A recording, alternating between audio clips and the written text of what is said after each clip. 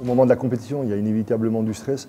Nous, notre but, c'est d'organiser les choses autour pour pas que des phénomènes mal maîtrisés ou inconnus rajoutent encore du stress supplémentaire. Je vous assure que quand vous n'avez pas de stress, vous êtes mauvais, mauvais, mauvais.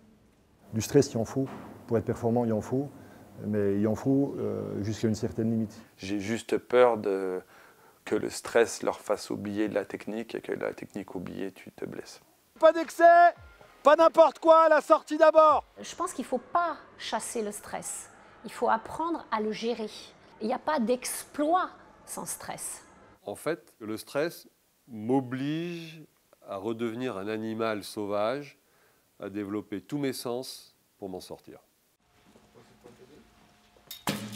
C'est ce que je leur dis souvent, l'idéal n'existe pas, c'est pas la peine. Bien sûr, si vous faites que des 10, vous serez champion olympique, mais vous ne serez pas champion olympique en ne faisant que des 10.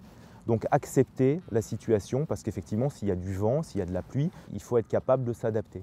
La défense, elle était prévue comme ça, ben non, elle est comme ça. Mais c'est pas grave, parce que de toute façon, on les connaît, les réponses. On les connaît parce qu'on les a travaillées en amont. En fait, mon grand principe d'entraîneur, dans un sport comme le volley où ça va tellement vite, c'est j'entraîne des automatismes. C'est plus facile de ne pas être surpris par une situation quand on l'a déjà vécue. Donc à nous, entraîneurs, de créer ces situations pour qu'il y ait le moins d'inconnus possible pour la joueuse. Donc la difficulté, c'est qu'effectivement, au quotidien, on essaye de renforcer le geste de manière très minutieuse, très précise. Et puis en compétition, c'est quelque part de laisser faire un peu cet automatisme, parce qu'effectivement, quelque chose qui est automatisé, qui est naturel, est beaucoup plus facile à reproduire que si, par ses pensées, on interfère, d'autant plus quand il y a des émotions très importantes avec l'enjeu, une médaille, un record, un titre. Plus on est fort dans la technique, et moins on se met en danger.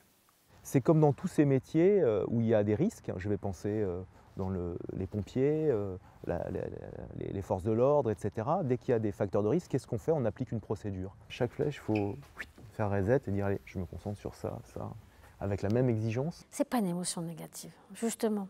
On ne parle jamais du stress comme une émotion négative. C'est le stress qui fait avancer. C'est le stress qui vous met en garde. C'est le stress, attention, c'est gérer son stress. Le stress positif, c'est celui qui va vous faire vous dépasser. Lorsque tu gagnes et que tu as pris un risque pour le faire et que ça marche, la victoire est bien meilleure. L'accomplissement est mortel.